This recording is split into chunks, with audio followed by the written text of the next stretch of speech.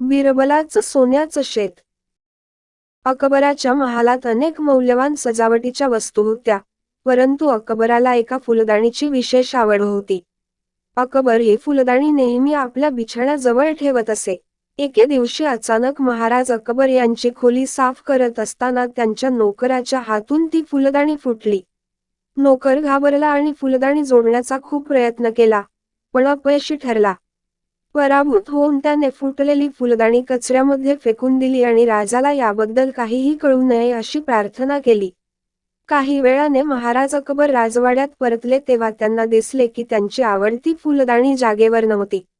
राजाने त्या फुलदाणीबद्दल नोकराला विचारल्यावर तो नोकर भीतीने थरथरू लागला. त्या नोकराला घाईघाईने योग्य विचार करता आला नाही आणि म्हणून तो म्हणाला, महाराज, मी ती फुलदाणी माझ्या घरी घेऊन गेलो आहे जेणेकरून मला ती व्यवस्थित स्वच्छ करता येईल. हे ऐकून अकबर म्हणाला, ती फुलदाणी ताबडतोब माझ्याकडे आणा. आता नोकराला सुटण्याचा मार्ग नव्हता. नोकराने महाराज अकबराला सर्व हकीकत सांगितली. फुलदाणी तुटली हे ऐकून राजा खूप संतापला. रागाच्या भरात राजाने त्या नोकराला शिक्षा दिली. राजा म्हणाला, मला खोटे बोलणे सहन होत नाही. जर फुलदाणी आधीच तुटली होती तर खोटं बोलायची काय गरज होती. दुसऱ्या दिवशी दरबारात ही घटना सांगितल्यावर बिरबलाने विरोध केला. बिरबल म्हणाला की प्रत्येक माणूस कधी ना कधी खोटे बोलतो. जर कोणी खोटे बोलत असेल आणि त्यामुळे काहीही वाईट किंवा चुकीचे घडत नाही, तर खोटे बोलणे चुकीचे नाही. बिरबलाच्या तोंडून असे शब्द ऐकून अकबराला लगेच बिरबलाचा राग आला. खोटे बोलणारे येथे कोणी आहे का, असा सवाल त्यांनी दरबारात उपस्थित लोकांना केला. सर्वांनी राजाला सांगितले की नाही, आम्ही खोटे बोलत नाही. हे ऐकून राजाने बिरबलाला राज्यातून हाकलून दिले. शाही दरबारातून बाहेर पडल्यानंतर बिरबलाने ठरवले की प्रत्येक व्यक्ती त्याच्या आयुष्यात कधीतरी खोटे बोलतो. हे तो सिद्ध करून दाखवेल. आणि हे सिद्ध करून दाखविण्यासाठी बिरबलाच्या मनात एक कल्पना आली आणि बिरबल थेट सोनाराकडे गेला आणि तेथूनच बिरबल महाराज अकबराच्या दरबारात गेला. दरबारात बिरबलाला पाहताच अकबराने विचारले की तू आता इथे का आला आहेस. बिरबल म्हणाला, जहापनाह, आज येथे असा चमत्कार घडणार आहे की आजपर्यंत तो कोणी पाहिला नसेल आणि तुम्हाला माझे पूर्ण ऐकावे लागेल.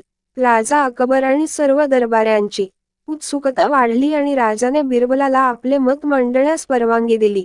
बिरबल म्हणाला, आज मला वाटेत एक सिद्ध साधू महाराज भेटले. त्यांनी मला सोन्याने बनवलेल्या गव्हाच्या उंब्या दिल्या आणि सांगितले की ज्या शेतात ह्या उंब्या लावाल तेथे सोन्याचे पीक येईल. आता ते लावण्यासाठी मला तुमच्या राज्यात थोडी जमीन हवी आहे. अकबर म्हणाला, ही खूप चांगली गोष्ट आहे. आम्ही तुला नक्कीच जमीन मिळवून देऊ.